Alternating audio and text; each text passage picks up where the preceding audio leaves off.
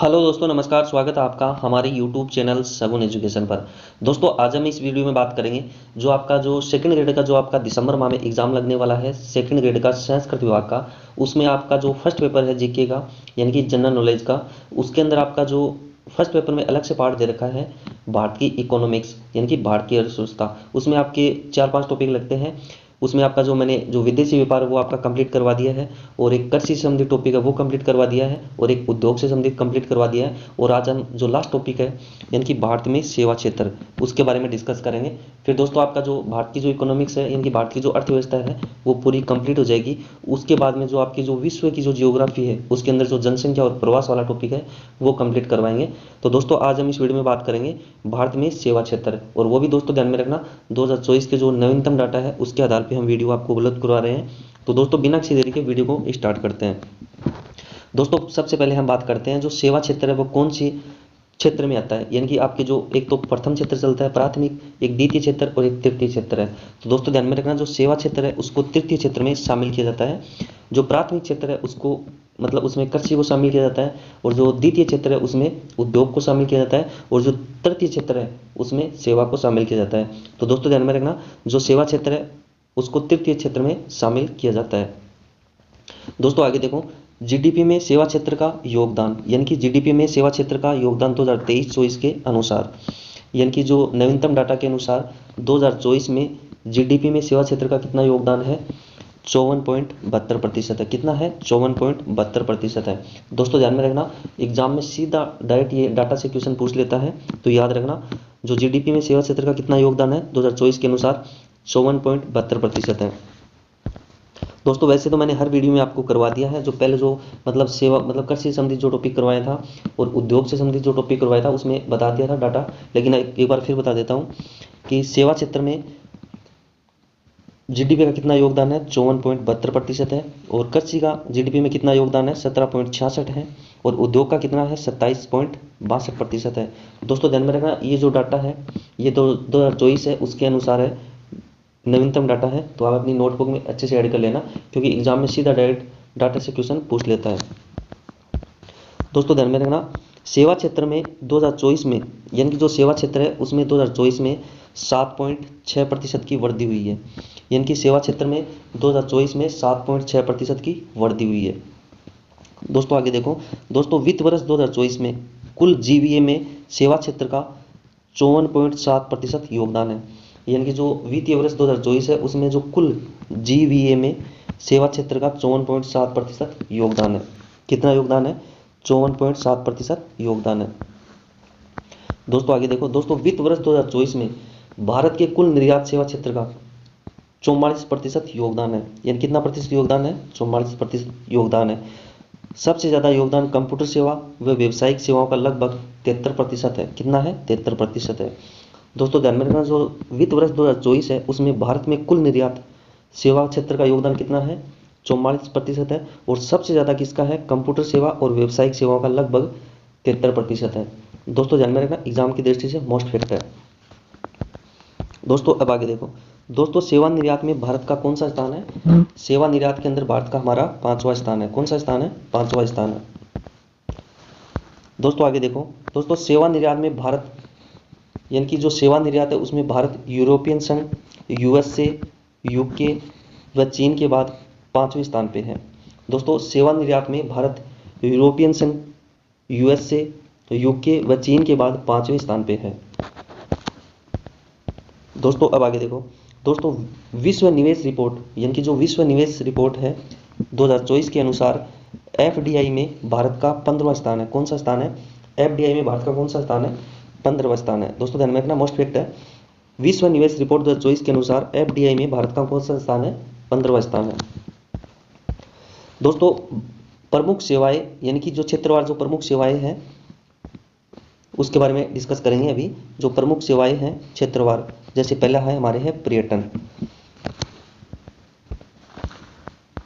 दोस्तों पर्यटन विकास सूचकांक 2024 में, यानी जो पर्यटन विकास सूचकांक 2024 में भारत का कौन सा स्थान है?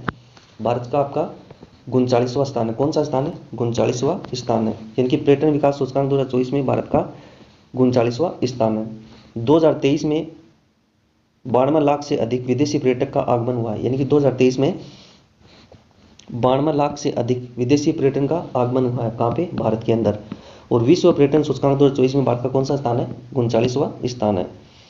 दोस्तों अब बात करते हैं हम जो प्रसाद योजना है, यानी कि पर्यटन से संबंधित जो योजना है, प्रसाद योजना है। कौन सी योजना है? प्रसाद योजना है। इसका प्रारंभ हुआ था दोस्तों 2014 और 15 में। कब हुआ था?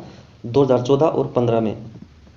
दोस्तों इसका जो मुख्य उद्देश्य था, ये जो आपकी जो पर्यटन योजना है उसका जो मुख्य उद्देश्य है हमारे भारत में धार्मिक पर्यटन में विकास एवं संवर्धन करना, यानी कि जो भारत में के अंदर जो धार्मिक पर्यटन है, यानी कि जो प्रसाद योजना है उसका प्रारंभ हुआ था हमारे 2014 और 15 में, और उसका जो मुख्य उद्देश्य था भारत में धार्मिक पर्यटन में विकास एवं संवर्धन करना। दोस्तों आगे देखो, स्वदेश दर्शन 20, यानी कि जो दूसरी हमारी योजना है स्वदेश दर्शन 20। कौन सी योजना है? स्वदेश दर्शन 02 योजना। दोस्तों इसका उद्देश्य है पर्यटन गंतव्यों का एकीकृत विकास करना, और जैसे बुद्ध सर्किट, करसन सर्किट, यानी कि जो स्वदेश दर्शन 20 है इसका मुख्य उद्देश्य है हमारे पर्यटन गंतव्यों का एकीकृत विकास करना, और जैसे हमारे बुद्ध सर्किट है, करसन सर्किट है, इसका विकास करना अच्छे से। दोस्तों अब हम बात करते हैं जो भारतीय रेलवे है, यानी कि जो भारतीय रेलवे है वर्ष 2024 में यात्री यातायात में 5.2 की वृद्धि हुई है। कितनी हुई है? यानी कि वर्ष 2024 में यात्री यातायात में 5.2 की वृद्धि हुई है, और ग्राहकों को सुविधा बढ़ाने के लिए रेल सुगम ऐप की शुरुआत की गई थी। यानी कि जो भारतीय रेलवे है उसने जो रेल सुगम ऐप है उसकी शुरुआत की गई थी, और 2024 में यात्री यातायात में 5.2 की वृद्धि हुई है। दोस्तों अब आगे देखो, दोस्तों वायुयान, यानी कि दोस्तों वायुयान, यानी कि वर्ष 2024 में कुल हवाई यात्री में 15% की वृद्धि हुई है। दोस्तों ध्यान में रखना, वर्ष 2024 में कुल हवाई यात्री में 15% की वृद्धि हुई। कितनी हुई है? 15% की वृद्धि हुई है। दोस्तों केंद्र सरकार ने, यानी कि जो केंद्र सरकार द्वारा देश में 21 ग्रीनफील्ड हवाई अड्डों को मंजूरी दी गई है। दोस्तों ध्यान में रखना, मोस्ट फैक्ट है, यानी कि केंद्र सरकार द्वारा देश में 21 ग्रीनफील्ड हवाई अड्डों को मंजूरी दी गई है।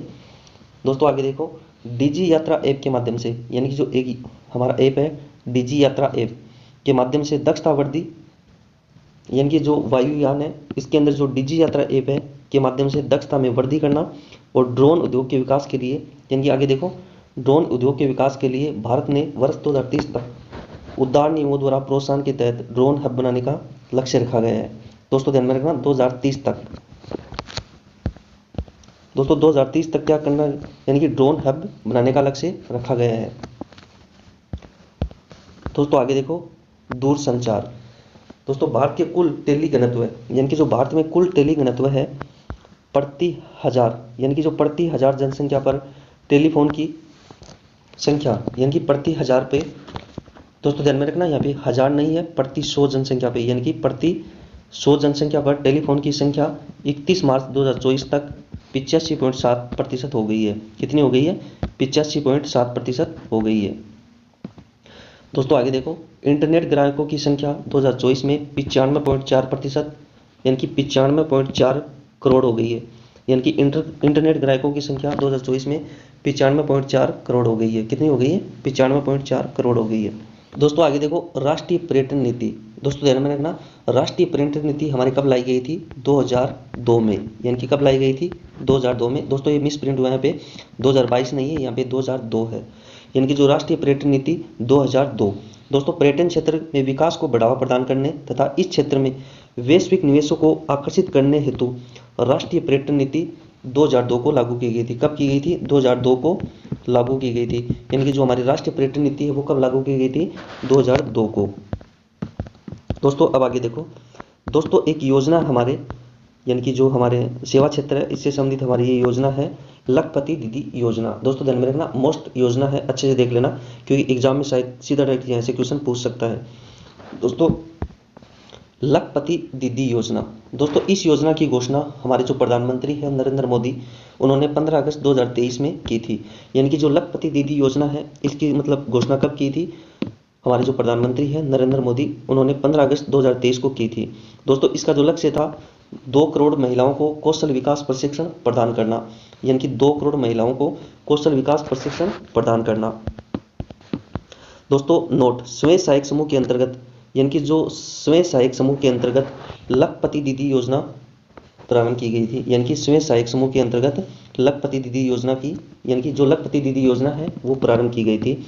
और इस योजना मतलब ये योजना की घोषणा कब की गई थी? 15 अगस्त 2023 को। दोस्तों अब आगे देखो, दोस्तों पोषण भी पढ़ाई भी कार्यक्रम, यानी कि जो पोषण भी पढ़ाई भी कार्यक्रम, दोस्तों ये भी एग्जाम की दृष्टि से मोस्ट है।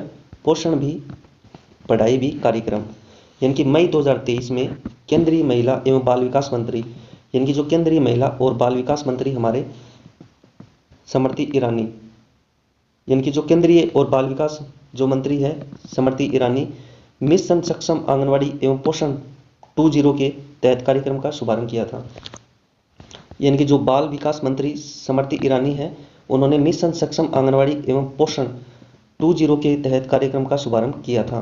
दोस्तों ध्यान में रखना, ये एग्जाम की दृष्टि से मोस्ट है, यानी कि पोषण भी पढ़ाई भी कार्यक्रम, और ये मई 2023 में इसका शुभारंभ किया था। किसने किया था? हमारे जो बाल विकास मंत्री है, केंद्रीय बाल विकास मंत्री स्मृति ईरानी ने। दोस्तों इस जो ये कार्यक्रम है इसका उद्देश्य क्या है? यानी कि जो ये कार्यक्रम है, ये कार्यक्रम देश की आंगनवाड़ियों में प्रारंभिक, यानी कि ये कार्यक्रम देश की आंगनवाड़ियों में प्रारंभिक बाल्यावस्था देखभाल एवं शिक्षा पर केंद्रित होगा। यानी कि जो ये कार्यक्रम चलाया गया था, ये कार्यक्रम देश की आंगनवाड़ियों में प्रारंभिक बाल्यावस्था देखभाल एवं शिक्षा पर केंद्रित होगा। दोस्तों राष्ट्रीय जन सहयोग व बाल विकास संस्थान द्वारा सहयोग प्रदान किया जाएगा। यानी कि जो ये कार्यक्रम है इसमें राष्ट्रीय जन सहयोग एवं बाल विकास संस्था द्वारा सहयोग प्रदान किया जाएगा। दोस्तों अगर आपको हमारा वीडियो अच्छा लगे तो वीडियो को लाइक और चैनल को सब्सक्राइब करना ना भूलें और बेल आइकन पर क्लिक करें ताकि आने वाली वीडियो का नोटिफिकेशन आपको समय पे मिल सके। दोस्तों हमारा जो अगला वीडियो होगा वो होगा आपके जो विश्व की जो आपके ज्योग्राफी है, इसके अंदर आपके जो जनसंख्या प्रवास वाला टॉपिक है वो हमारा अगला टॉपिक होगा। दोस्तों मिलते हैं अगली वीडियो में, धन्यवाद।